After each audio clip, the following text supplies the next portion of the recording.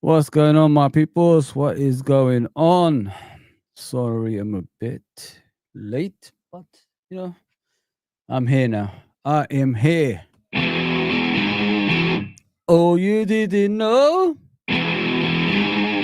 Your ass better start liking the video.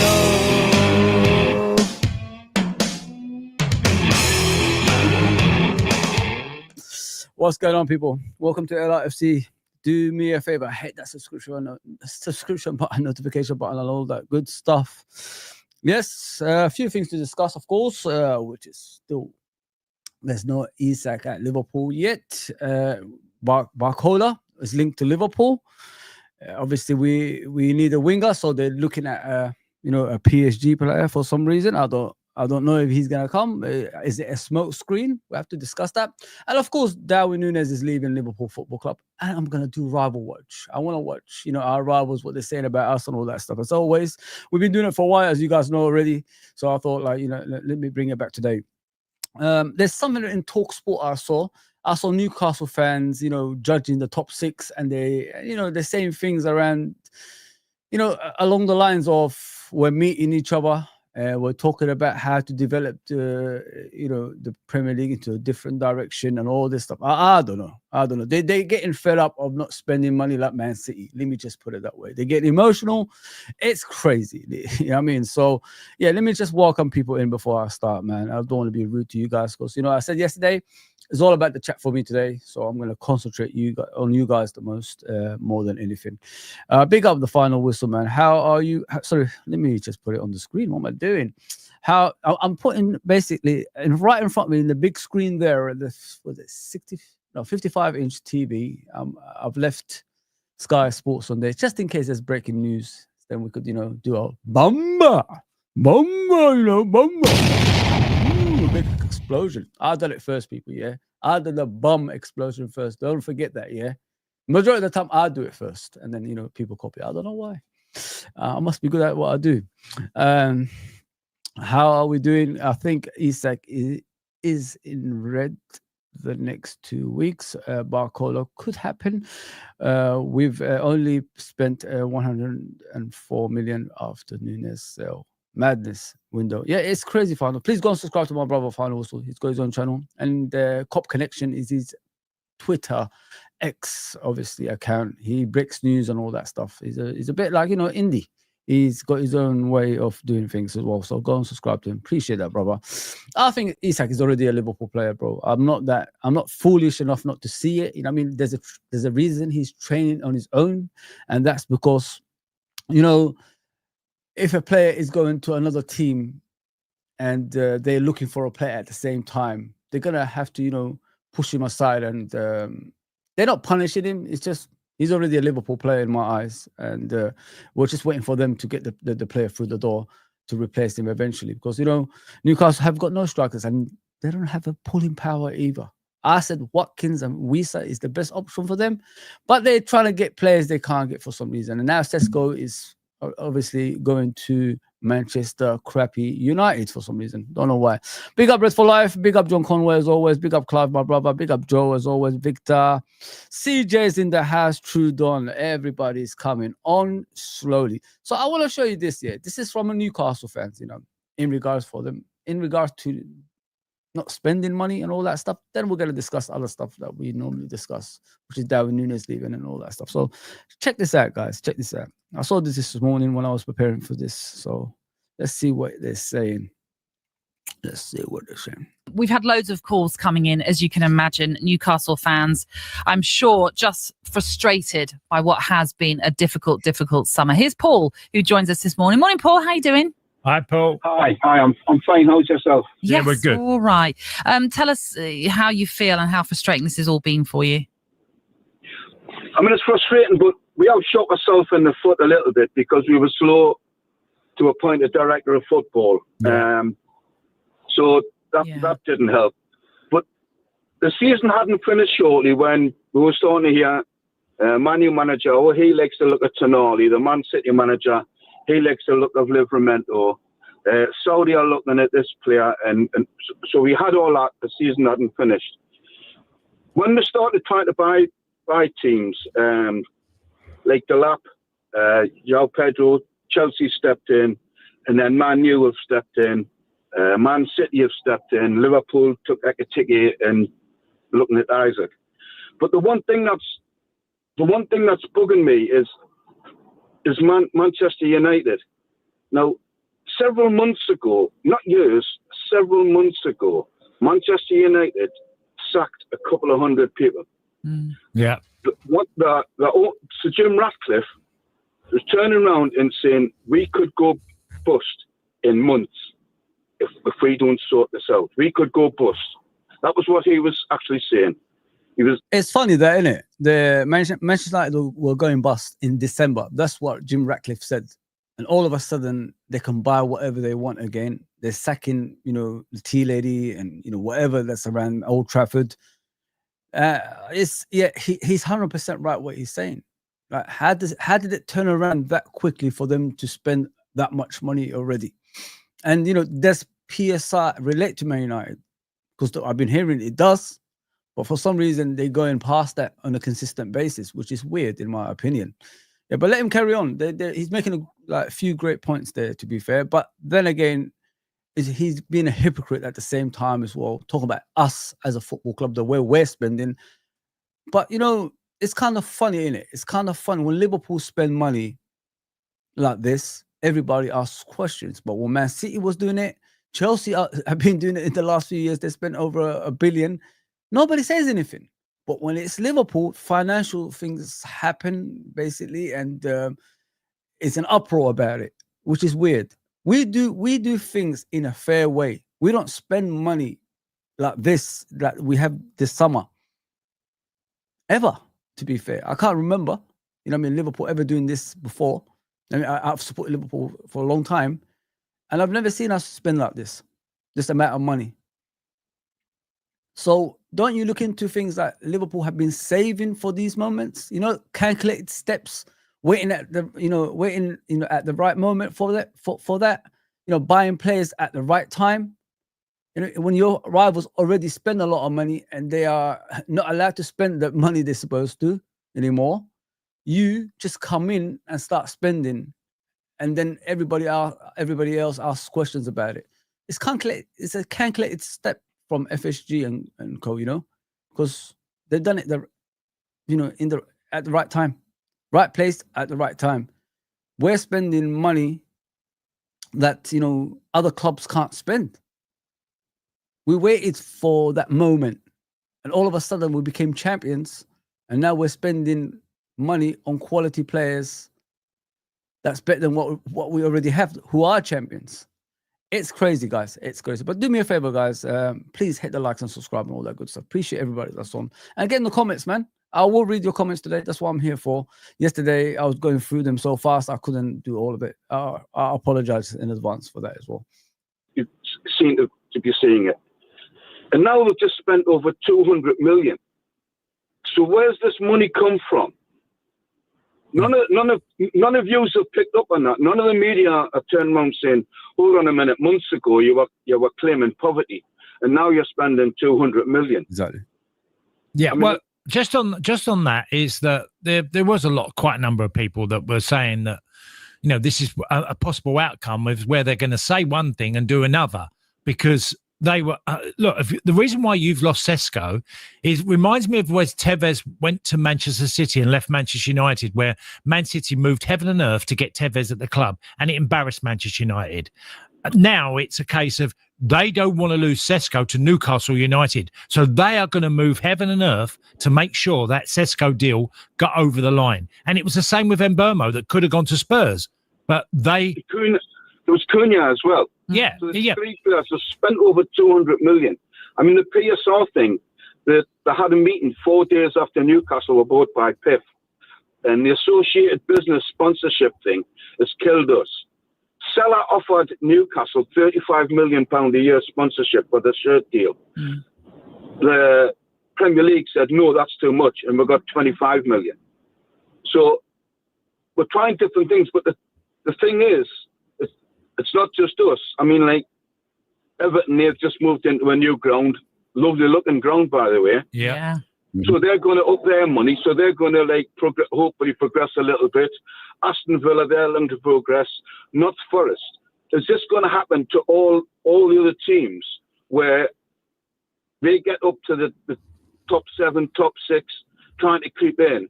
And it's going to be like, no, we'll have him. No, we'll have him. So it's not just Newcastle. I mean, they've done the same to Leicester years ago. Leicester won the league. And then the following season, Chelsea, we'll have Kante, and et cetera, et cetera. And they picked the best players off Leicester. So Leicester, the following season, didn't have, you know what I mean, they weren't anywhere near winning the league. But, I mean, it just seems to be the fact that if you try to get in there, that, there's a top 6. I mean, they actually turned around and said that the top 6 were having a meeting days before the Premier League meetings to discuss what was going to be discussed. I mean, all this is came. I don't think we've got relationships with the other teams like that. I don't know where he's coming out with. I don't know what he's coming out with. I meant to say, like, in regards to top 6 meeting. What's the top 6? I don't understand. Why would we have a meeting? Like, the Premier League should have a meeting. And when you look at Liverpool, everybody wants to go against Liverpool. Why would we have a meeting with teams that don't want Liverpool to succeed, and they will do by any means necessary to destroy us? Make that make sense. Make that make sense. All this came out in the past and all that was all over the papers. But it's just the fact that you're sacking 200 people and then you're spending 200 million.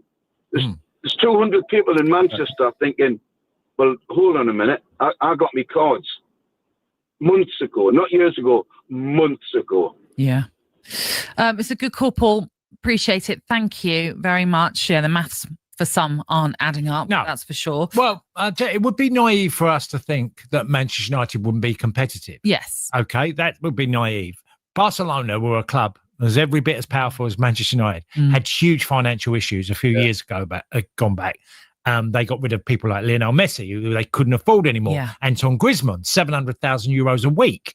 You know, they had to change everything at their football club.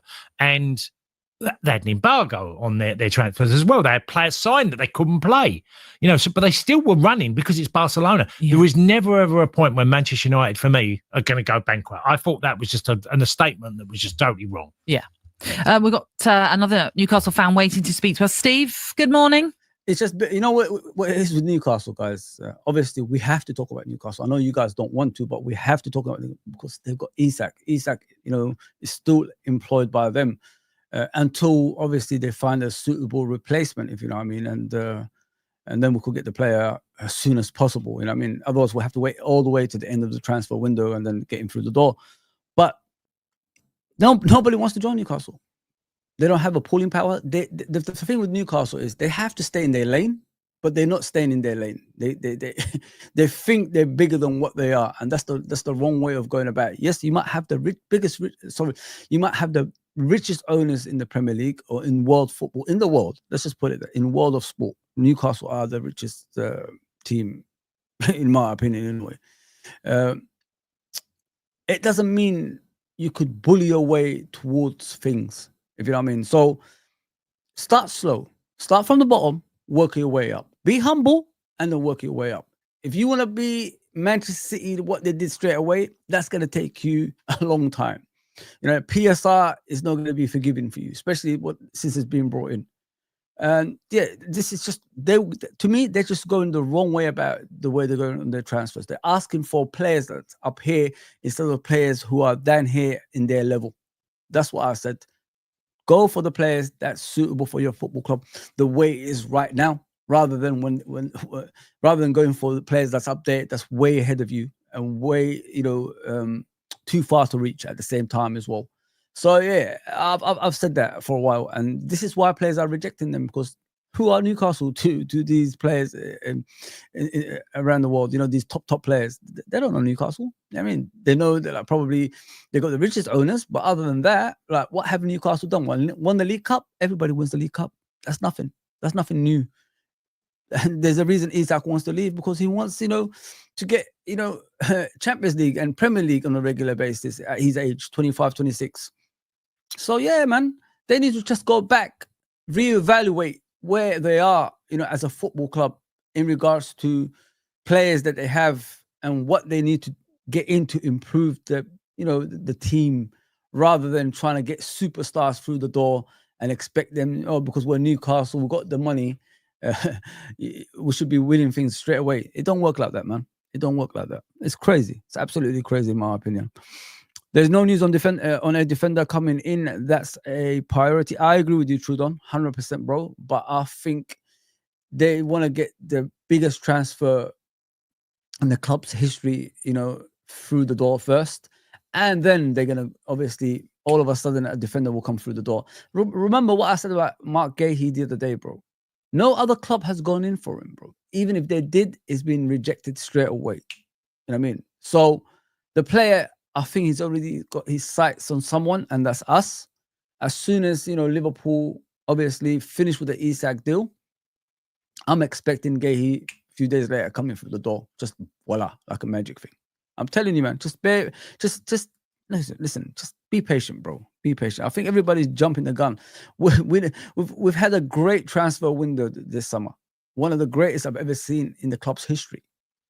And actually, I'm not complaining about anything, because I didn't expect it. If someone told me we're going to sign Florian Wirtz, Frimpong, Kerkez, Ekitike this summer, if they told me this about 3 months ago, I'll be laughing at you. I mean, I say, you're mad, man. Do you know what ownership that we have? Do you know what football club we are? That's what I just said to you guys. But look at it now. Look at it now.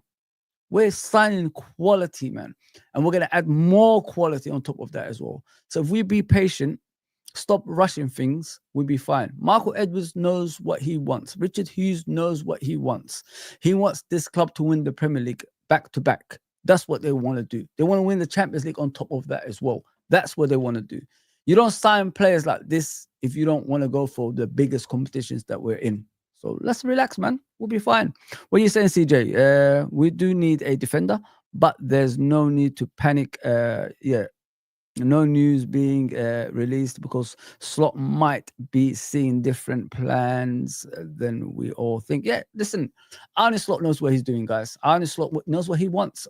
What I love about Arne Slot, he's ruthless. He don't give a damn about you. If you don't play well, if you're not interested in joining Liverpool, he'll go elsewhere. That's how he is. If you don't play well, he would just say, you know what, sit on the bench. Look at last season. How did we win the league? How did we win the league playing the same 12 to 14 players the whole season? Because he stopped trusting those players that the previous regime were trusting and giving them time on the pitch just to prove us wrong. That's not the way you go on about football. If you want to win trophies, you've got to sacrifice certain things that always let you down. And that's what Arne Slot did yesterday. He gave all those players, Harvey Ellis, Nunez, all these players in the beginning of the season, their chance. They blew it. They couldn't take it. So what did he do? He stuck with the same 11 throughout the season. Shoved them aside. Let's stick with the same 11 and see what happens at the end of the season. What happened? We walked the league. We actually walked the league. Nobody even touched us. So trust in Arne Slot, trust in this regime, and I'm a firm believer the right things will happen at the end of the transfer window. Because, I'm a FSG out guy. I still am, but I'm calm about things now, because I want to see how this new stuff, this new, way of thinking will, develop in the future. Are we going to be dominating in the next 5 to 6 years? Do we have the intentions to do that? Things like that. That's what we've got to look at. We no longer have to build a stand. We no longer have to, go. The manager has to go outside the football club, kissing babies and putting them on top of his head and all that stuff on his shoulders. He doesn't have to do that. I remember, like in the beginning of the season, our fan base were complaining, "Why isn't he a manager?" I said, "You know what? A head coach is better than a manager because a head coach only focuses on the players. A manager has to do everything. He has to go and open up shops, and all that stuff. Cutting with the scissors and all that. That's what manager has to do. But Arne Slot just focused on the players last season, only the players. And look at the rewards. We won the Premier League with ease. Could have been 30 points, could have been 40 points if we wanted to. I mean, that's how good we was last season. And now we've added quality on top of quality. Dangerous team out there, man. Don't believe in these Arsenal people. Couldn't even beat Villarreal. Pepe scored against them people. Pepe, you know what I mean?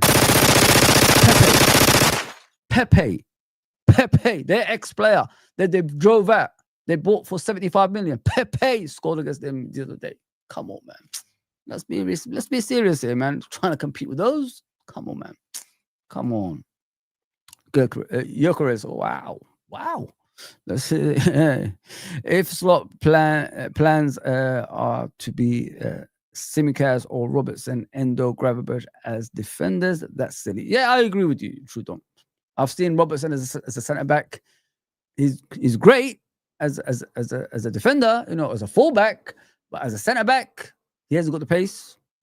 And he hasn't got the mentality, to win balls, And when players get past him, we saw that Preston game. He couldn't even run back, bro. He struggled. Let's just put it that way. So that's what scares me if he's playing as a centre back. Nah, no chance. Gomez, can't rely on. Konate did all right last season. One injury, I think he had last season. Van Dijk, I think he's been ill. Everybody's talking about hamstring. I don't know about that.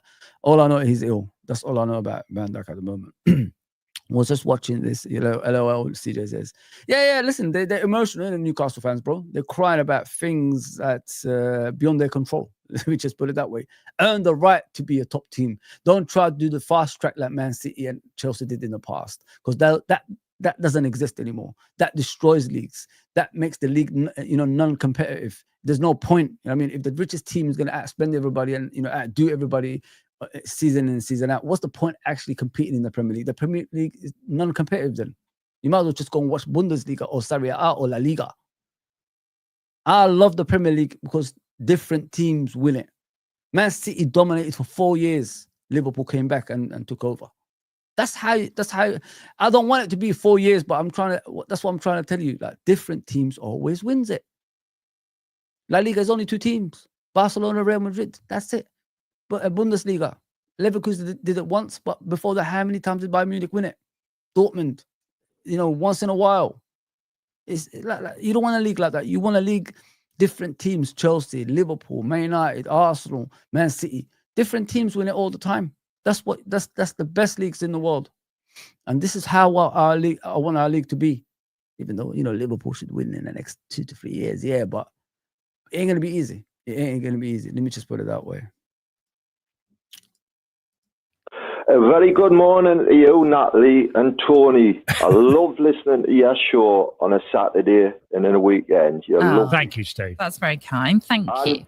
Well, following on from the last call, I must say, by the way, I'm an avid listener of Talk Sport. I listen to all the shows, and you do present a balanced view. So thanks for having us on.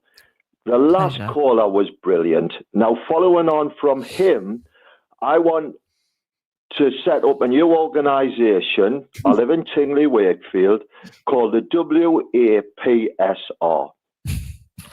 And it's wannabes against PSR. I like it already. Now, Tony, you've played for a lot of wannabe clubs. I know you played for Chelsea a bit, but I used to actually watch you play football. That's how old I am. Oh, thank you. Made me feel even older as well.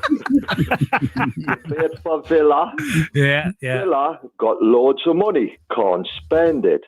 Natalie, you support Brentford, don't you? That's right, yeah. Yeah. Lovely club.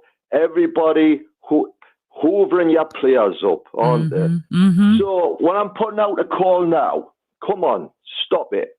Villa, Nottingham Forest, they've got Marinakis, loads of money to spend. Everton, historically brilliant club. Yeah. I remember them winning it wasn't premierships then, but top club. Leeds have now joined the Premiership. Massive club, massive support. That's where I live. And obviously Newcastle. Now all these clubs have got good backing, but they cannot spend the money because we're just wannabes. Now Chelsea hoovering players up like nobody's business. Man City, Liverpool, and now Man United. Now, Newcastle is a lovely place to live. I love Newcastle. And I would chop me right hand off for Newcastle to win something. No, I'm sorry I'm getting emotional because it really, really bugs Newcastle's fans, all this. And basically, just to finish my point, if I paid Tony and you, Natalie, £50,000 a week to come to Newcastle and eat Gregsy's sausage rolls and stotty cake and peas pudding, you may be tempted in spite of, we're 200 miles away from wherever. Oh no, I think 50 grand a week. You've sold it to us. You've got a bargain. I'll take 25, Steve, if you can sort it out. I'll take the 75 then. It's amazing, isn't it? Like Newcastle being emotional about not spending money. Listen, Mark Ashley ain't no longer there. Like, you should be happy. Like you got a different ownership now that can help you with whatever you want. You know what I've realized about football fans, guys. Like they're never satisfied, are they? Like no matter what, it's just not satisfied. It's strange. Newcastle have a good fan base, obviously locally. Other than that, they don't have a big fan base outside Newcastle. So, like I said, build your club gradually and then get to the destination that you want eventually. You know what I mean? But if you're trying to do it from like now, like 0 to 100, it ain't gonna happen, man. Let me just give you that. You're getting rejected by average players. That should be embarrassing enough. You know what I mean? So, yeah, man. How Newcastle are treating Isak is horrible. Don't worry about it, Clive. I have a strong feeling Isak is more or less a Liverpool player, bro. That's why he's on his own. Like when a player is already gone, his heart is somewhere else. He's already agreed to join. Remember, personal terms, everything is agreed with Liverpool. He doesn't have to train with the previous team. So it's just give it time. Be patient. You are gonna hear breaking news. You are gonna hear Isak as a Liverpool player. And the whole of the Premier League is going to be the uproar. And you know how we like it, Liverpool fans. When rival fans starts crying on, live streams and all that stuff, we get enjoyments out of it because this is what we like. Oh, you didn't know? Your ass better call somebody. Ladies and gentlemen, children of all ages.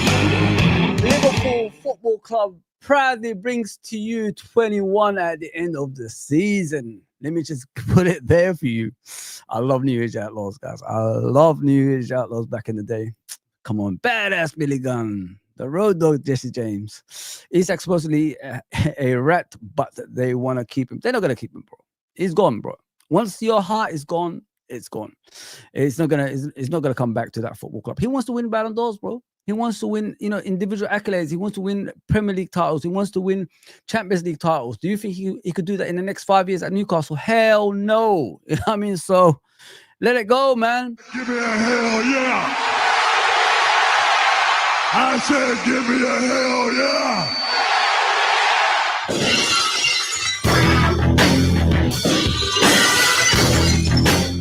There you go, people. There you go.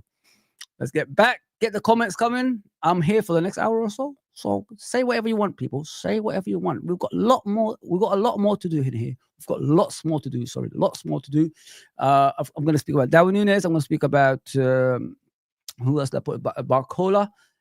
If he's coming to Liverpool, is it a smoke screen? We've got to discuss it, guys. We've got to discuss it. And I've got obviously the Twitter still up on the tabs here.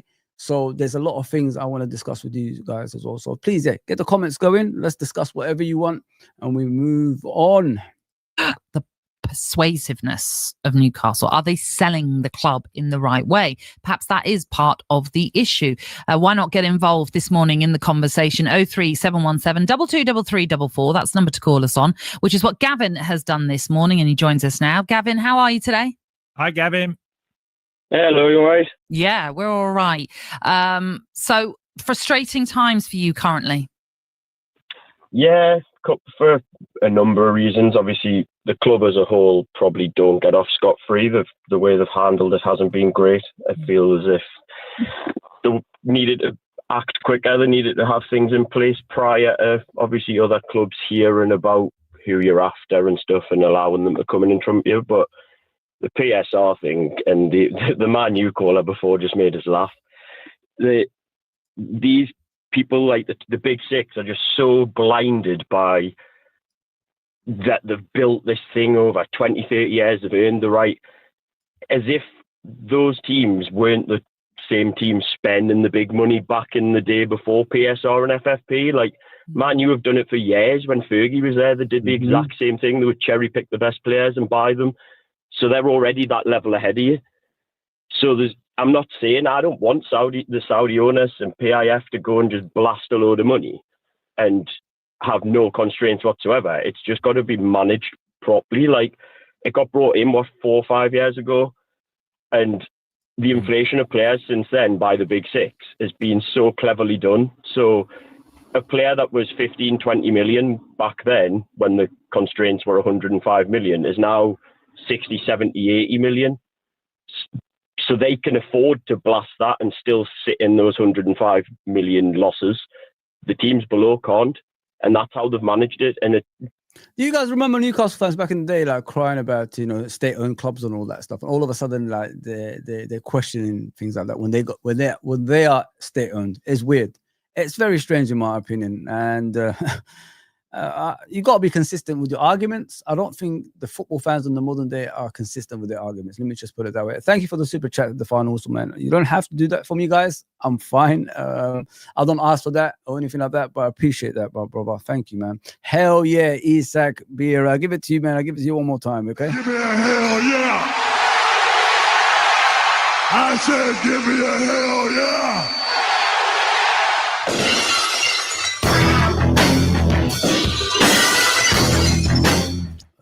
Stone Cold, man. Stone Cold, stay Boston, and that's the bottom line. I love Stone Cold. Basically, people think the Super League got knocked on the head. That this is becoming the Super League. Like, the big six are just going to run away, and it's going to be completely non-competitive. And it makes no sense why the Premier League's basically destroying itself. Wait, look, just a couple of things there. Did you just say what you just said? The Premier League destroying itself. Well, you're part of the destroying of the Premier League. You're state-owned, you freaking donut. Oh my God! Just shut up. Just shut the hell up. Shut up. What are you saying, Red for Life? Newcastle are a joke right now. Isak needs to hand in that transfer request because they are effing around. Isak sending out a SOS by the weekend. I reckon free Isak. I think Isak has already said his goodbyes, bro. I can't keep coming on here every single time repeating it. The player, first of all, wants to be going to a club that can offer him what he wants. He and Newcastle have agreed for him to leave at the end of the season, and Newcastle, from what I've heard, are the ones who are breaking that promise, hence why he's behaving the way he's behaving. Everybody's talking about Isak, is wrong in what he's doing. But, the stories that's coming out is him and Newcastle agreed this is his last season there. And he's going to go somewhere else. Apparently, Liverpool were talking to him months ago. So, before, having got the player, look at the stories around that. And why is he behaving like this suddenly? And he's not even that type of player. He's never done that in his entire career in football. Behave the way he did, what he's doing right now. There has to be a story behind it. There has to be something in there, for him to behave like this. The guys just won the League Cup with them and all that stuff. We hear him, we see him and Van Dijk talking, and Van Dijk looking back. What did he just say? He must have told him, stay, mate, because Van Dijk didn't sign the contract at that time. He said to him, stay, mate. I'm coming. I am coming. And then, there you go. Maddison have surgery after rupturing ACL. Woo! Maddison, man, that guy's career is gone, man. But yeah, it is what it is. It is what it is, guys. Big up for the chat, man. I said to you guys, keep going, man. That's what I want you to do. United will always attract players. Unfortunately, yes, that's the way it is. And Baleba, 100 million, that's too much money for him, in my opinion. He hasn't done enough to be that type of player, to be fair, yet. That's ridiculous, CJ says. Big up, CJ. Mbuemo, I'm just going from ground up. Pause. Mbuemo, Cunha, Sesko, that's too many players rejecting them, bro. Too many players rejecting them at the same time. It's crazy, man. United have spent over 200 million, no outgoings. It's crazy, isn't it? Anthony's still there. Maguire's still there. Unana's still there. Fernandes is still there. Casemiro is still there. All these useless players, they're still there. Okay, you might say Fernandes is not useless, but you know what I mean. I wouldn't have him at Liverpool. I remember that game, that 7-0 game, whatever it was.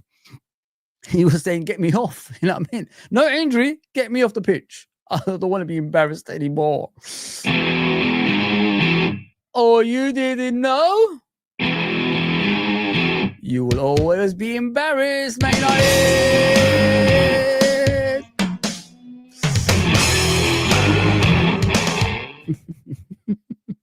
I love making fun of Man United. Let me just put it that way. Big up Clark Kent, bro. Big up, bro. Big up my guy. Yeah, smash the likes. Smash the likes. Smash the likes. Gyökeres made 3 successful passes in the game. How much did you buy that player for? Only 3? Whoa. I don't know. Guys, join me at around 2 o'clock. I'll be going to Judge Mo's channel. We're going to have a big debate in that show. Yeah, just go and check it out. A big panel on there anyway. I'll be on there too. I'm back on there. Dan, did you see Fab's post? James Maddison suffers ACL injury and will be out for the next 6 to 7 months. Sad, bro. Really, really sad, man. I'm in shock when I see like this quality player go through pain like that on a regular basis. And I mean, he's basically Tottenham's version of Joe Gomez. He's always injured. He's never fit. I mean, he's always having issues, and I feel bad for him. I don't even know if he even played in that Europa League final. I don't think he did he? So look at that, man. Look at that. Big up, Wizkid, man. Nice to see you again, brother. Leicester won it as well. Yeah, listen, Leicester won the league, man. We've got to be truthful here. They did their bit. It was Elliot's agent. I'd be offering him to Spurs with. If I was Elliot's agent, I'd be offering him to Spurs with Maddison injured. Yeah, 100%. I think Elliot. I said maybe continental football because the slow motion of it will suit him more. So the slow side of football of it will suit him more. Like Leipzig, and Uncle Rod made a great point. Actually, he said maybe Dortmund, because Dortmund, when they get English players, they actually, do well in that team. And he's 100% right. 100% right. I don't know about Leipzig. You know what I mean? I haven't seen a lot of players from England go down and do pretty well. Salzburg, look at Clark. He's going to Derby now. He didn't do well. They even gave him the number 10 shirt. There you go. So yeah, maybe that's a good shot, Trudon. That's a good shot. That's a good shot, bro. That's a great shot, actually. Big up Red and Chat. Do me a favor, guys. Yeah, do me a favor. Let me put it. Man, shit. No. Hang on. No. I don't know what happened there. Let me sort this out. Hey. I thought I always fix my things, but I didn't fix this one. Why not? Okay, guys. Do me a favor, please. Get out of here. Get out of here, man. Shit, I'm saying. That's for the people that's not, pressing the like button. Get out of here.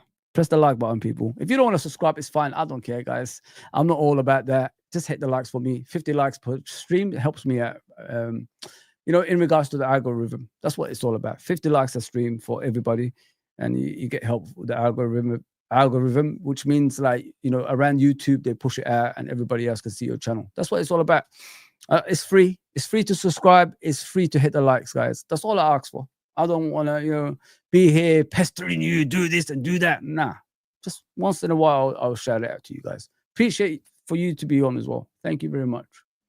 I think the first thing is, look, the transfers you've gone after, like Mbumo, everybody knew that this summer he would move. It was just the timing was as he was moving on. So clubs had a real run at this, and Manchester United would have known this for 6 months, maybe even to a year. It's an opportunity.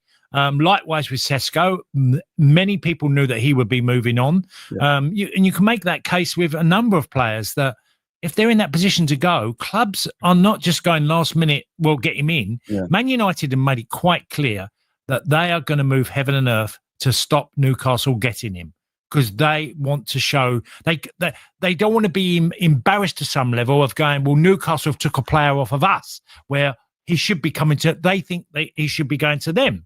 And unfortunately, they are just going all out wages. I don't know if you guys know about the story of Tony Cascarino. He's English here, guys. He's a Liverpool fan. I think he plays for Chelsea, as I remember. And he plays for the Republic of Ireland. He claimed he's Irish. I think his great-grandmother or something. She was not Irish. So he played international football for the Republic of Ireland by lying. And he confessed to this actually on TalkSport. So all those times he played for the Republic of Ireland, he didn't really qualify for them. It's weird. Very strange when you hear things like that.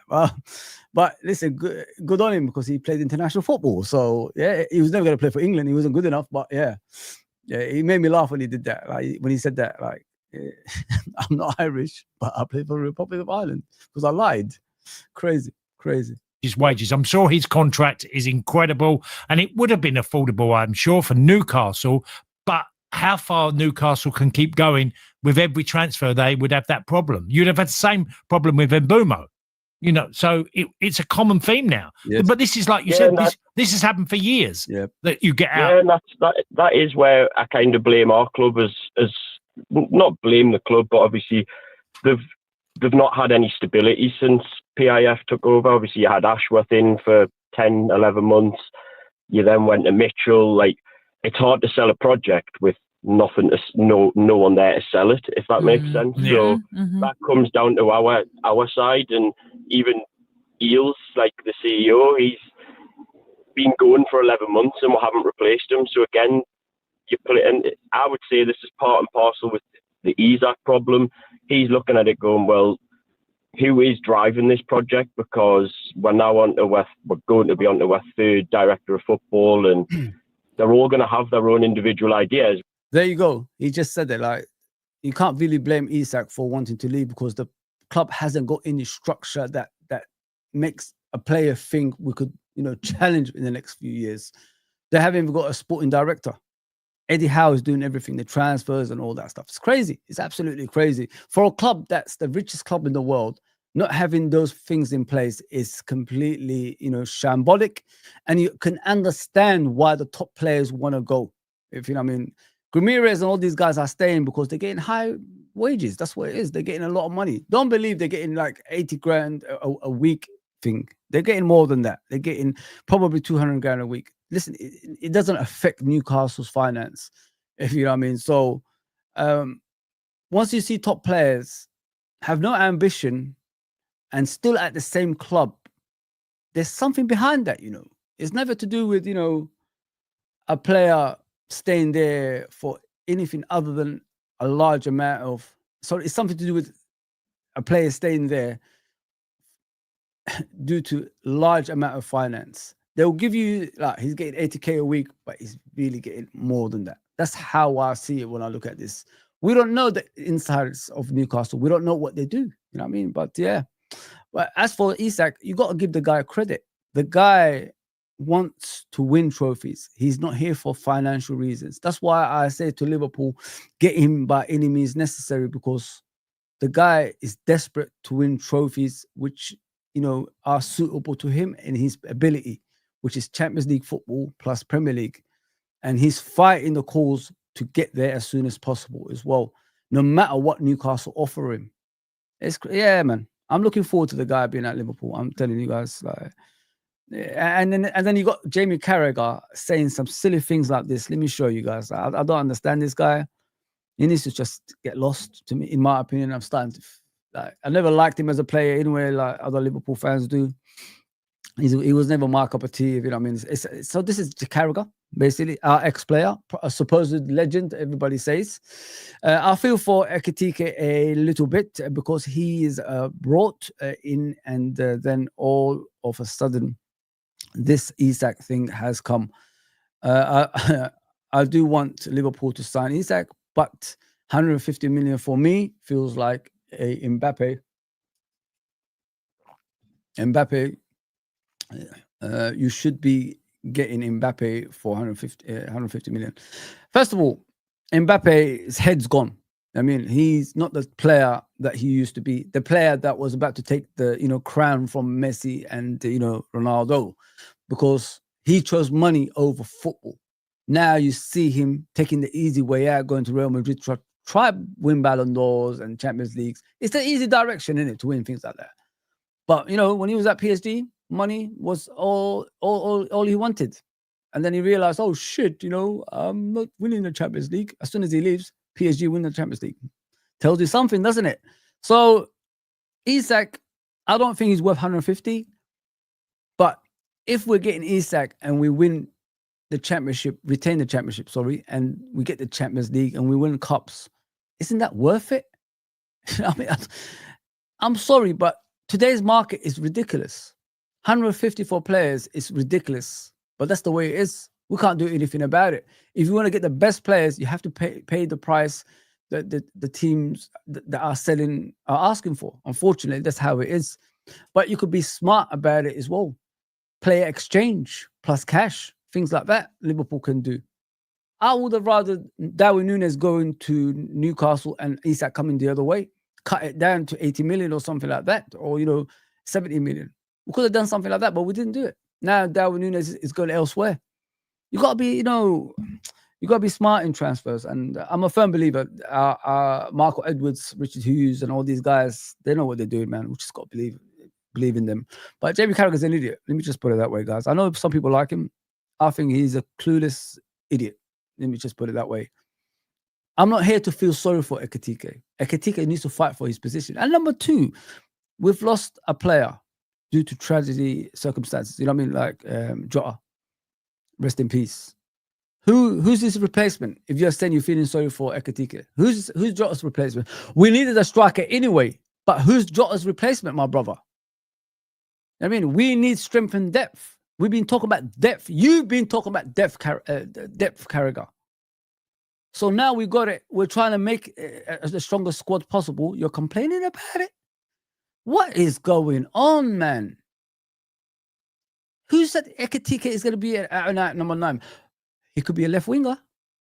He could be backing up with Gakpo. Everybody knows Gakpo gets injured consistently. So who's going to cover him on the left? Not Rio. We don't want to spoil that kid straight away. We're going to give him time and patience to become the player that we want him to be eventually. So Ekitike could go out there. Remember, Mamouche was the centre forward when he was there. Ekitike was on the left at Frankfurt. So, balance this out, man. Balance this out, Carragher, before you start chatting shit as you always do, mate. I mean, I don't know why you catering to the rivals all the time. It's starting to piss me off. Before the season starts, every season, oh, Man City's going to win it. Man City's going to win. Oh, no. Arsenal's going to win it this season. Never mention Liverpool. And then it comes to February last season. Oh, Liverpool's going to win it. Well, it's too late to say that, mate. You already had Man City winning the league. Get lost, man. You don't know football, man. Not even a good player anyway, man. I never liked the guy. I'm sorry, guys. I know you guys, some people used to cherish, 11 Carragher's in the team and all that nonsense, but nah, man. Evertonians are Evertonians. They're never going to change, man. Allow that guy, man. Just leave him alone. Let me just finish with this one and we'll go to the next one and we could discuss it further, guys. But get the comments through, man. I appreciate everybody that's on. Let me just read it before I go on. I'm sorry if I'm ranting, but oh, you didn't know? This is the real Fozzy.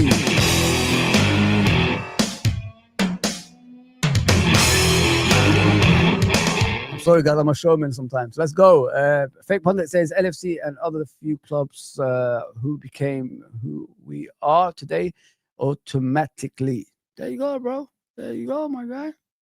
You know, we do it organically. We do it in a fair way, but it's never all right when Liverpool do it in a fair way. It's crazy. Absolutely madness. Yeah, please hit the likes and subscribe as well. 50 likes, we always get to. That's what we want. That's what we want in this channel. What are you saying, Red for Life? You can almost make a starting 11 with the players who've rejected Newcastle this winter. Yeah, unfortunately, yeah, it's true. It's true. Drunken Vigo, what's going on, bro?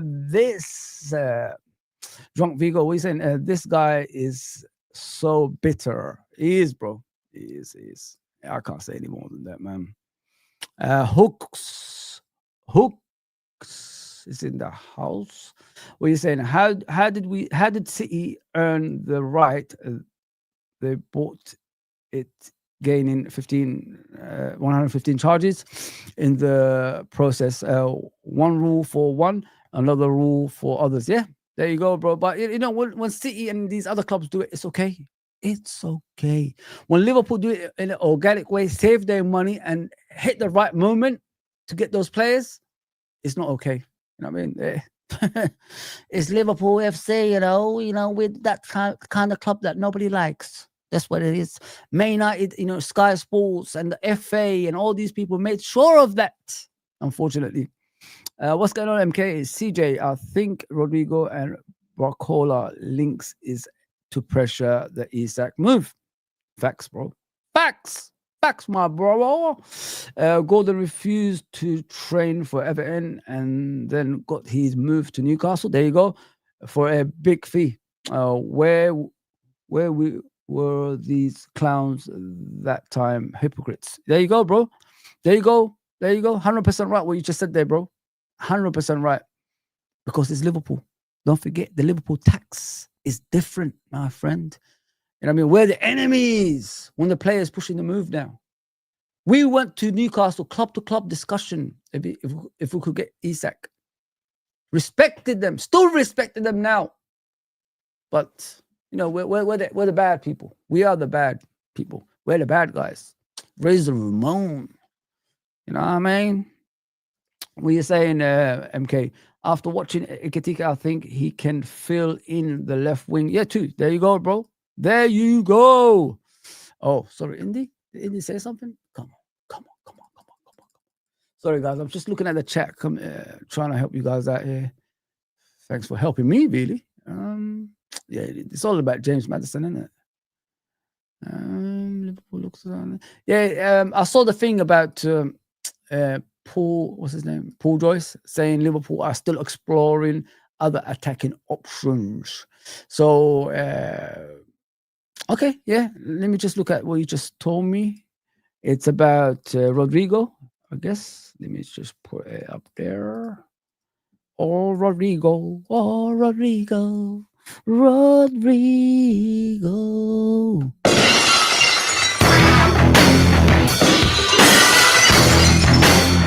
So this is from India at the moment. It says explosive at LFC and Arsenal both contact Real Madrid to inquire on Rodrigo loan with with an obligation to buy in summer 2026. If that's true, let's go for it, man. Let's get Rodrigo through the door, please, man. If you're looking for a left-sided player, if you ask me Barcola and Rodrigo all day long. I rate Rodrigo highly. Let me just put it that way. Even Bellingham said about, what did he say about Rodrigo? He said he's the best out of all of us. He's the best player out of all of us. That's what Bellingham said. Vinicius Jr., Mbappe, Bellingham, Valverde. And he's saying this boy, Rodrigo, is the best out of all of them. That shows how highly he's rated. But, you know, Xabi Alonso, you know what I mean? Doesn't fancy him as a player. I mean, so it is what it is. It is what it is. But, you know, if he comes to Liverpool, I'm all for it. He gives me the Mane vibes, you know what I mean? And I'll give it a hell yeah. Give me a hell yeah. I said give me a hell yeah.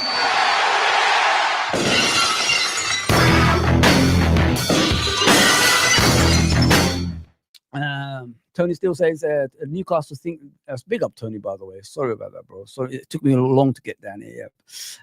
Newcastle think they're bigger than what they are because of the owners. Yeah, that's the problem. That is the problem, Tony. They're not that big. They need to know their role and, shut their mouth. If you smell what the Rock is cooking. There you go. What they fail to understand in Liverpool and Man United are where they are in the history of English football, though what they won.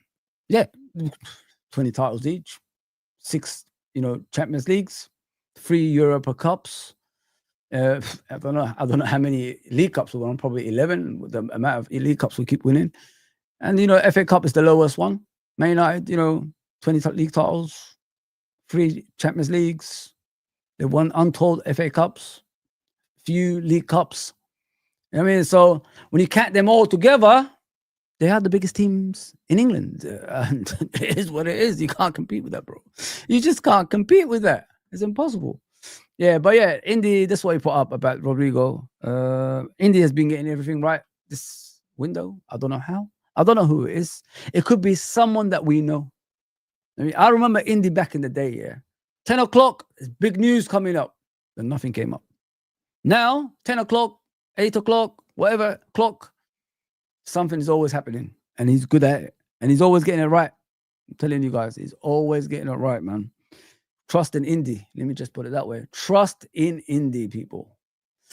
Yeah, let me get back to the Cascarino Newcastle thing, then we get out. I know it's boring, but it is what it is, isn't it? Let's just hear Newcastle fans crying. They're crying like little bitches, isn't it, man? Let's be honest, man. Which are going to take 3, 4, 5 years to implement. So at the same time as saying it's PSR, of course, we've got to look inwards as well. But it's just the laughable nature of the big six that think that they just utterly deserve to be able to throw money at it because they've won things. Yeah, they've won things, but they've won things the same way anyone wins things, by trumping people with money and buying the best players. Like, that is part and parcel of football. Gavin, thank you. It's funny, isn't it? Like, that's what you want to do, you dopey. What are you talking about, you dumb nutcase? I can't believe that guy. Can't believe what you just said. Yeah, so let's get to the thing I'll put up. Let me get Mr. Nunez up here. There we go. So Darwin Nunez, guys, is leaving, as you guys know, to Al Hilal. There you go. So Liverpool are almost getting 60 million from him. 60,000. If they got that, then we're in trouble. They're getting almost 60 million for him, as they wanted. That transfer can go to also winger and the striker as well. So we can get Isak through the door and obviously another striker. So another winger with that. So I'm happy with that. I'm happy with that. I think, it's time for Darwin to leave. I don't think he's getting any better at Liverpool. Let me just put it that way with Darwin, yeah.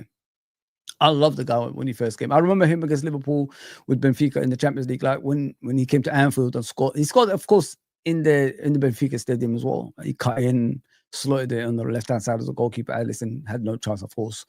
But, when I heard he's coming to Liverpool and all that stuff, I was happy. I was really, really happy because, that game at Anfield, although, there was a lot of goals that was disallowed, he gave us a torrid time.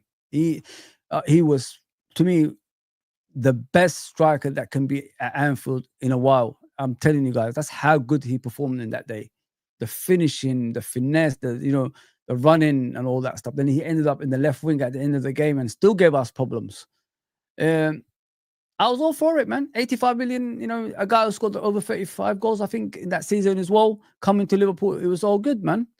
But then he came to Liverpool, scored, I think, 15 goals in his first season, less in the second season. Third season, even worse. It was never going to get better, unfortunately, with Darwin Nunez. And we love him. You know what I mean? When I go to Anfield, we're always cheering his name, Nunez. We still did it the other day, actually, when he scored, when Rio gave him that ball with his head posed. You know what I mean? It just didn't work out. You know what I mean? Remember, guys, like he was getting 4 or 5 chances in every game he was playing when he first started for us. Like, he's just missing it. But as soon as he gets it right, He could have, been a top striker. But as time went on, the chances disappeared.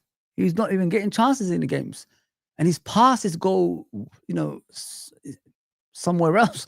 I remember, I think it was a Tottenham game when Salah and him were like 2-on-1 with a defender.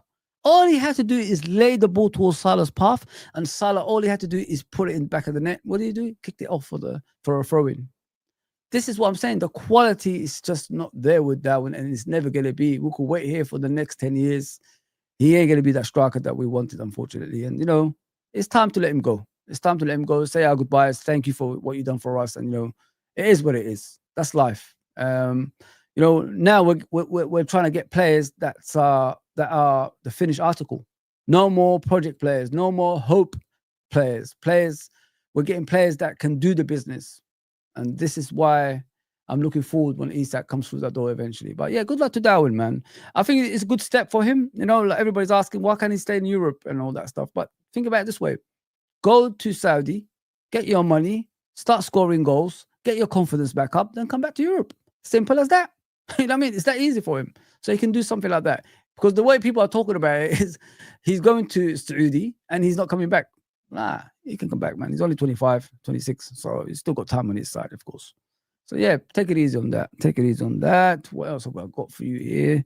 Yeah, good luck to that, Darwin. Thank you for the memories. Thank you for the goals that you scored last season to win us certain games as well. I will miss him because, at the end of the day, we're Liverpool fans, aren't we, guys? All we ask for is 100% from our players, and they always give us 100%, and we support them to the hilt, no matter what quality they are. And this guy gave us 100% every time he played, running up and down, defending for the team. But at the end of the day, he was brought in to score goals, and he just couldn't cut it. And that's why we're going for different players, different direction. You saw the difference between him and Ekitike the other day when Ekitike was a striker. Ekitike, people were bouncing off him. He set up the first goal for Salah as well. Look at that finesse. Look at the control of the ball. Look at the pace. Look at the power. Could have scored a header as well. He missed a header just underneath the post as well. So the crossbar. It shows, the quality is different. It's completely different. But yeah, I'm going to miss him. Listen, I'm always Nunez, because he gave me 100%. But it's time Liverpool start thinking big instead of like thinking hope. And that's what I don't want to do anymore. I'm done with that. Let me just put it that way. Yeah, so Barcola, this is that something that came up yesterday in regards to Liverpool interested in winger. And we saw Paul Joyce a few minutes ago put up Liverpool are exploring in the attacking side of the pitch, which is a winger and a striker. So we're hearing about Barcola. Now we're hearing about Rodrigo, and then we're hearing about Isak. So there's 3 there. Hopefully we could get 2 of them. Barcola, I don't mind this kid. A lot of us are apprehensive about him, because of the lack of some qualities that he has. He's good at, running. He's pretty rapid. He destroyed Man City. Let me just put it that way. I watched that game. I don't watch many games outside Liverpool, but I watched that game, Man City and PSG. At PSG, he destroyed Man City that game. He absolutely, with his power and pace, and he scored as well. Don't forget, guys, he absolutely destroyed them. But the thing is his rawness that bothers me a bit. As I said many times to you guys in the stream, I don't want to be a project team. I'd rather be a team that's got finished articles. And he's a project player, unfortunately. But if you ask me, Rodrigo and him, I'll choose Rodrigo all day long, 100%. Yeah, but yeah, get the chat going, guys. I'm still here. I know where it is. Big up, Tough Sir. I hope you're all right, bro. I haven't seen you for a bit, man. Feel sorry for Maddie.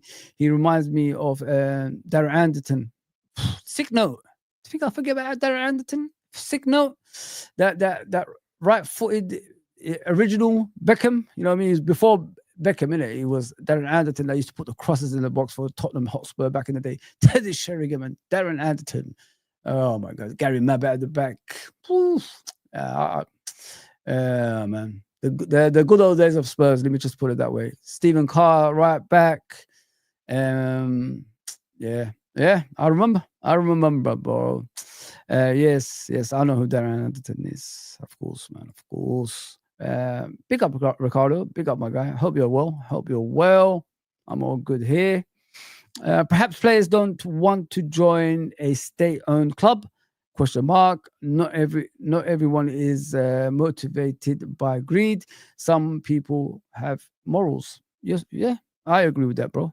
I agree with that. And you know, with that, let me just check. I hope you know players are all like that, bro. You know, because I think football's lost its identity. Like players who have ambitions to be the best in the world is very rare nowadays. You know, I mean, like I said about Mbappe, he should have been, you know, the next, you know, Messi, the next Ronaldo, and where did that career go? I mean, now he's begging to join Real Madrid and all that stuff. It's man, nah. It's embarrassing, man. It's embarrassing in the modern day how football's turned out. If I was playing in the modern day, I want to be the best at everything. I mean, I want to be the best at football. I want to be the best, you know.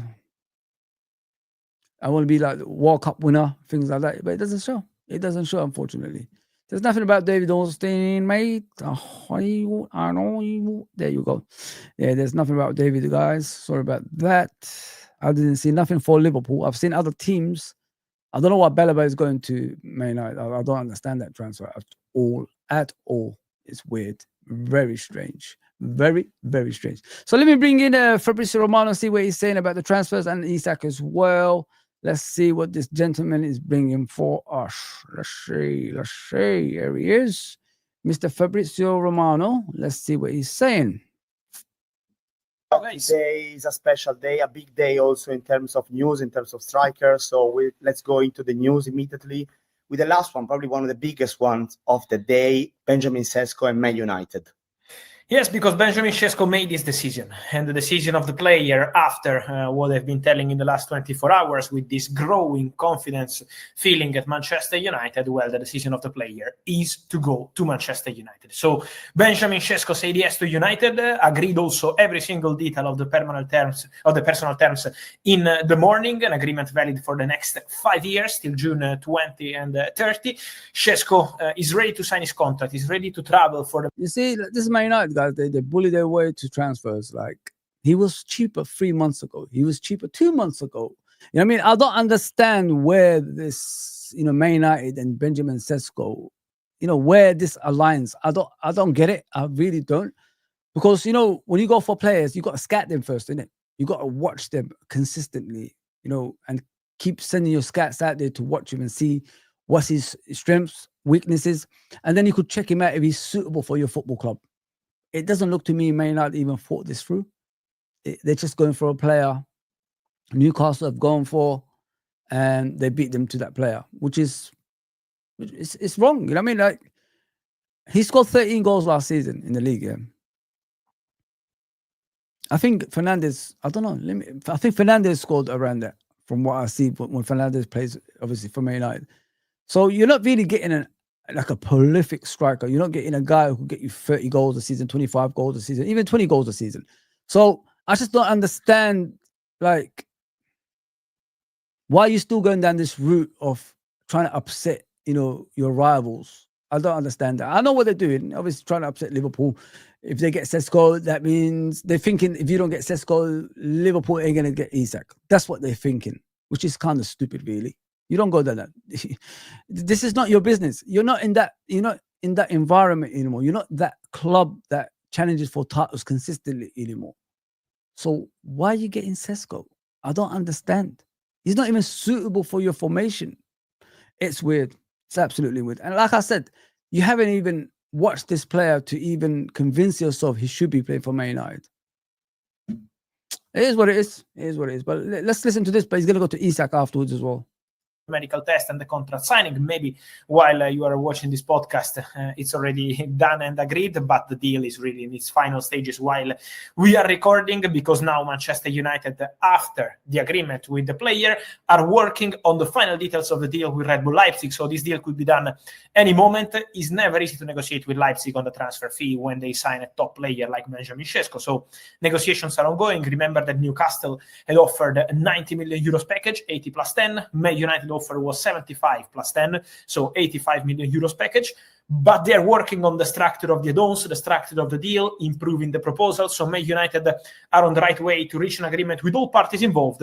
But as always said, the crucial part of the story was the player decision, and Benjamin Sesko only wants to go to Manchester United. Strange.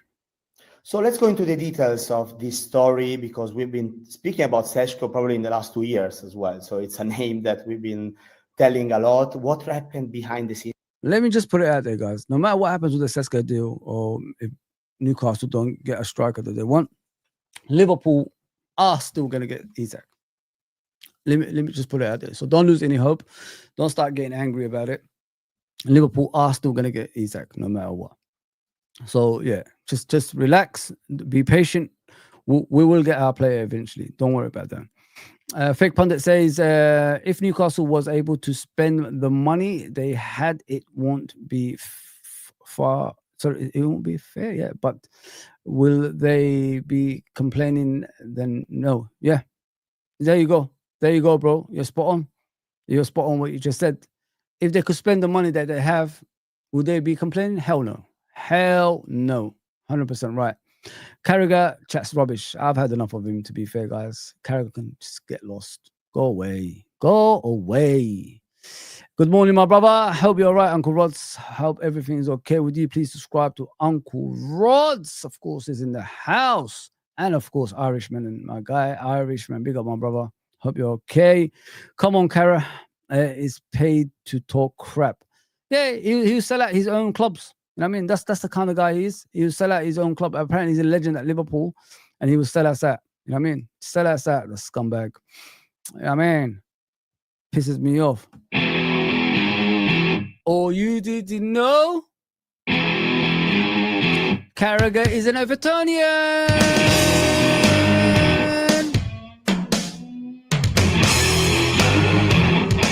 He's a blue nose. He's a blue nose. Let me just put it that way. Money is not everything for players, of course. It's trophy and medals you want to win. When you retire and look back at what you achieved and see what you have in your cabinet means more. I agree with you, sir. T, I agree with you, my brother. That's how I see things as well. Piece of this story.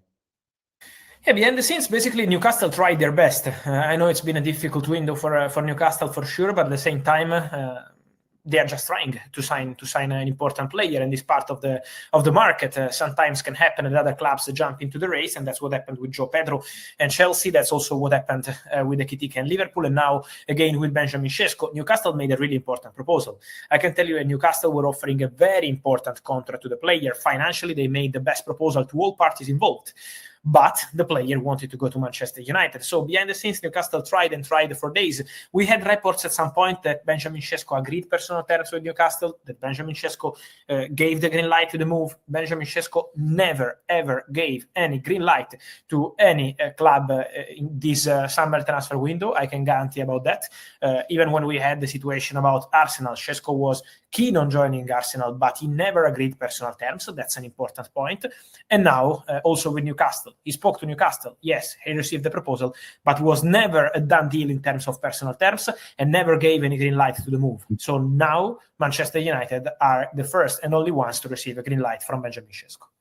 Talking about the player, why there was the decision to go to Man United, why they became the priority for the player? Yeah, look, you were mentioning before that a few years ago, the Benjamin Sesko story was already on. Today on X, I found some fans sharing my old tweet. I think it was in 2022, mentioning about Man United monitoring Benjamin Sesko. There has always been a special feeling between Man United and Sesko. He's always been very attracted by the club. We all know it's not the best moment in the history of Manchester United, but still, this attraction is big for several players. And in a video a few days ago, I said, don't underestimate Man United, because when at some point Newcastle were bidding, I always say that here the crucial point is the player decision. And the player has always been tempted by this opportunity of Man United. Of course, he's been 50-50 at some point last week because Newcastle are offering Champions League football to be the superstar of the club, really important money. So Newcastle proposal was very good. But then when Manchester United arrived for Benjamin Sesko, and when they arrived very strong, also with an official bid, the player decided to respond and say, yes, I want to go to Man United. So this old feeling they already had a few years ago also made an impact. And then also the work of Christopher Vivel, who is one of the directors at Manchester United. He used to work at Red Bull Group. He knows Benjamin Sesko well. To have someone like that into your club to facilitate talks can also help a lot. So this is one of the deals that can also have an impact on other stories, on other players in the summer transfer window. But what happened also with Dusan Vlahovic? Because there were some rumors about also the Juventus striker.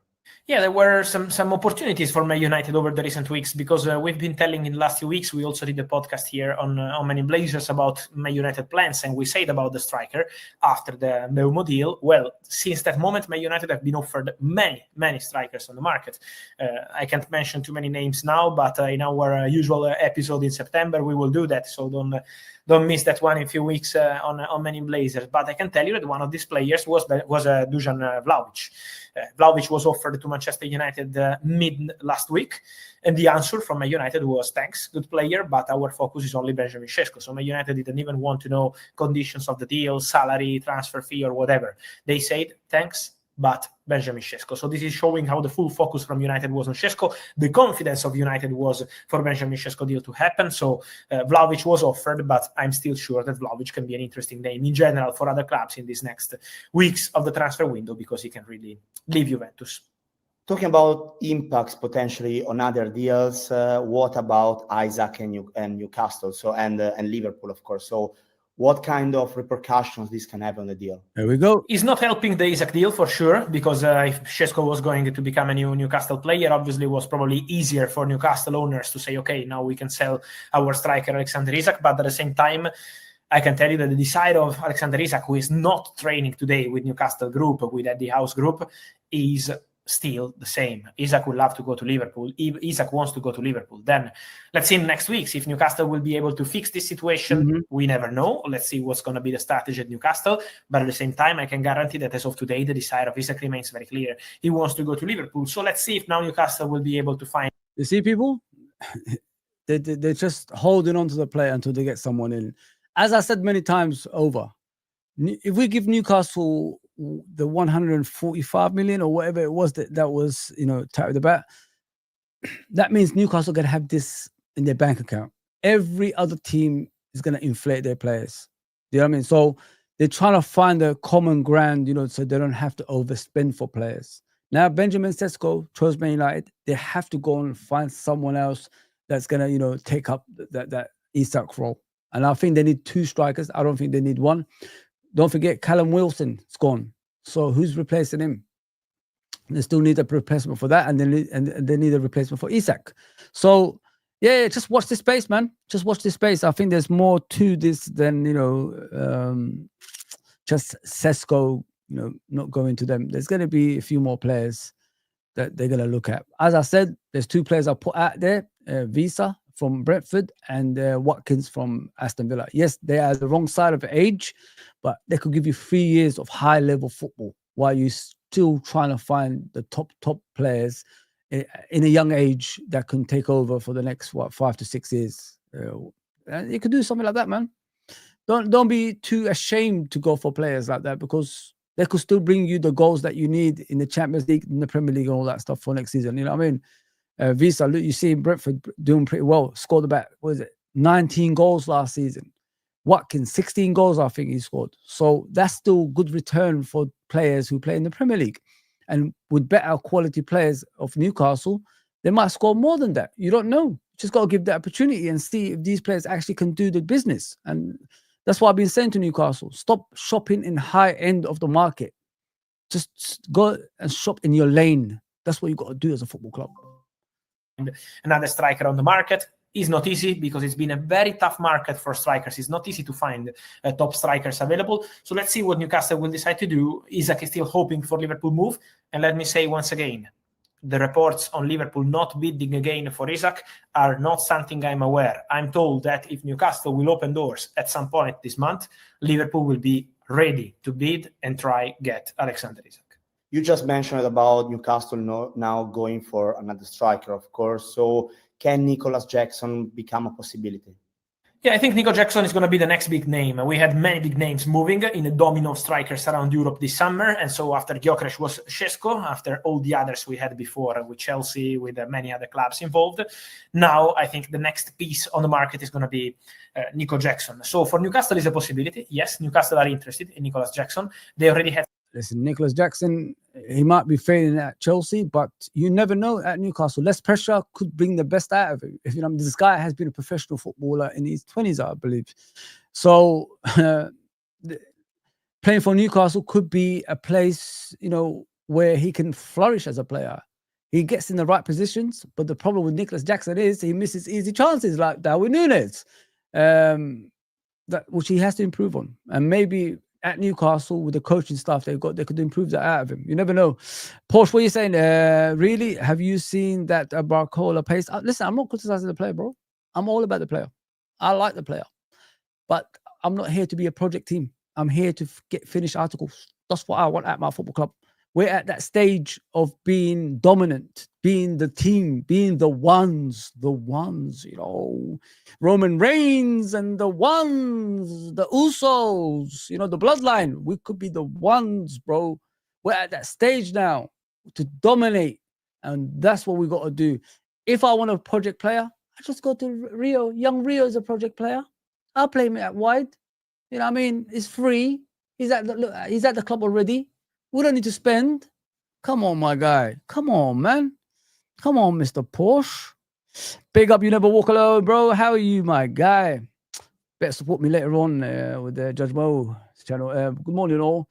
Are Newcastle still at the table for Šeško? Question mark. If deal was done, why are they still there? I have no idea, bro. I really don't understand, because what we've been hearing is he's opting for Man United. He wants to go to Man United, and he chose Man United. So that's what we're hearing. But yeah, there's still nothing being done, which is weird in my opinion as well. 100% right. Newcastle at the table, I think they've moved past that. I think they're looking elsewhere as well. They're looking elsewhere from what I know. Big up, MM. How are you, sir? I hope you're good. Don't fear John W. Henry. Well, Mr. John, how are you, my brother? I missed you, man. You know what I mean? We become friends again. You know what I mean? We're spending thanks to you. Thank you, my guy. Thank you. Oh, you didn't know? John W. Henry's in the house.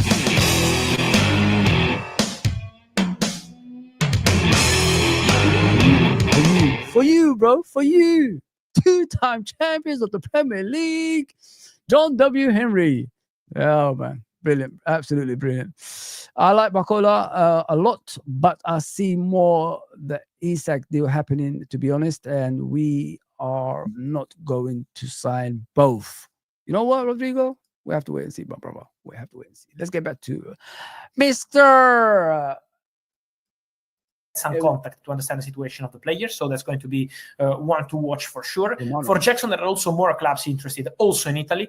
Then financially is not easy. I saw reports of 80-90 million pounds. I think at the end the transfer fee will be less than this, but Newcastle are really interested in the player, so I think he is one of the options on the list, and I expect Jackson to leave Chelsea. Also, Christopher Nkunku is a player who has to leave, so Chelsea are selling many players, but Nico Jackson could be one of the next ones.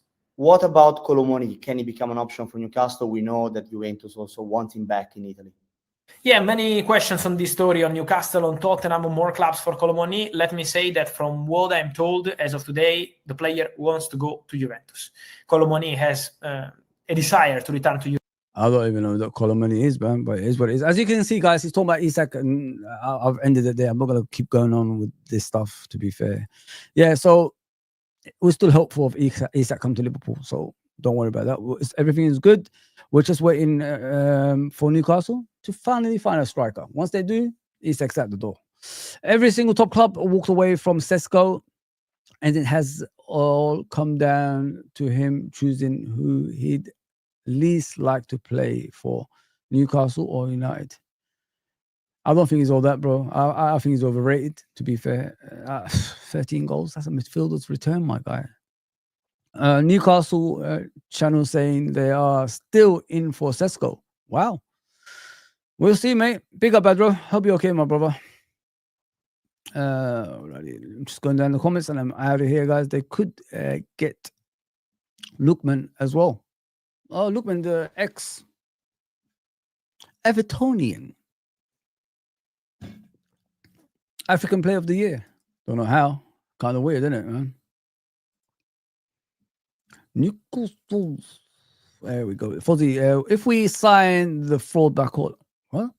Misses so many chances instead of if Isak, it will be a loss. I don't think we get Barcola instead of Isak, bro. I don't think that's gonna happen. I don't think Liverpool are that thick. Liverpool's dream signing is Isak, my guy. Isak is their dream signing. They said it. They said Isak is their dream signing. If Isak stay at Newcastle, we should go for Alvarez. Well, Alvarez has always been my player, bro. I've been saying about Alvarez for a while. I prefer Alvarez over anybody, even Isak, to be fair. Because you look at Alvarez, he can play in any position and he still be the best player at it. You could play him as an out-and-out number 9. You could play him as a number 10. You could play him out wide. You could play him in the Firmino role. He'll still be the best player there, in my humble opinion. And that's what Liverpool need the most anyway.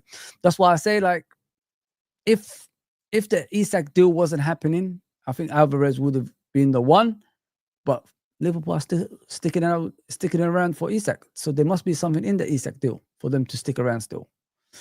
And Isak's training on his own, that's a different thing as well. Yeah, what's going on, H? Hi, mate. I hope you are doing well. What's the news about Barcola and Rodrigo?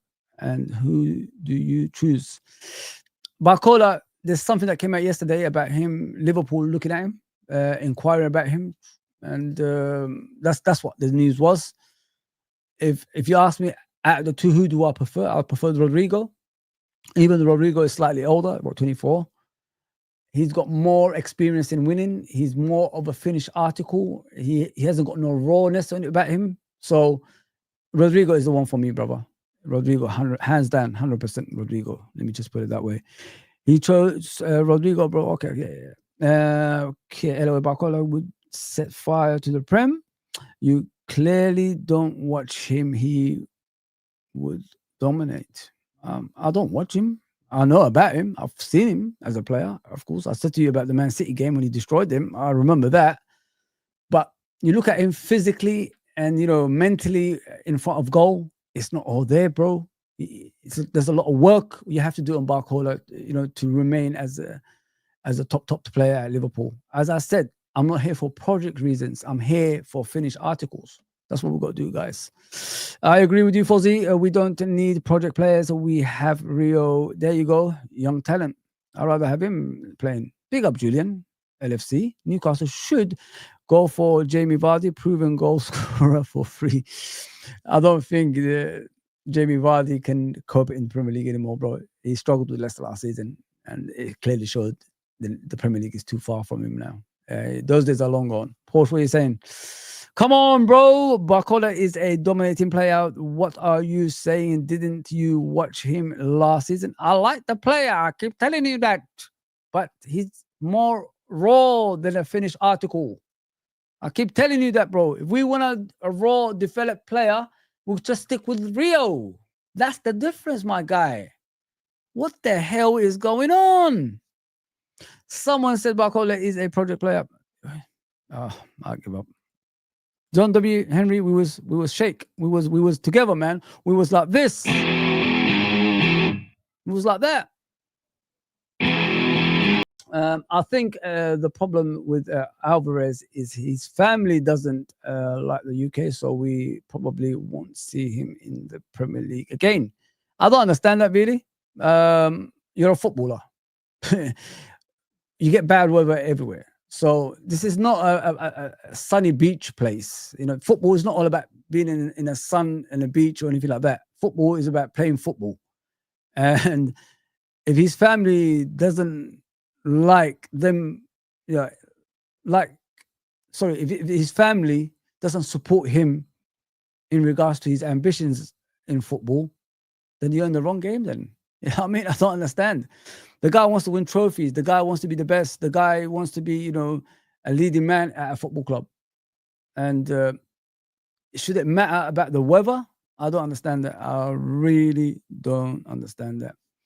I love your grind, bro. Big up, bro, man. Listen, we're agreeing to disagree. That's how it is in life. I'm not here to, block you or anything like that. It's all good, man. Oh, you didn't know? You haven't subscribed yet? Or like it. All right, guys. I am off ski. I am tired. I am sweaty because it's hot here. And I'll be back. I'm going to be at Judge Mo's show at 2. So join me there and support the brother. I get you, folks. But a happy wife is happy life. Listen, my wife, if she doesn't go where I want to go, then, Give me a hell yeah. I said, give me a hell that's what I said to her.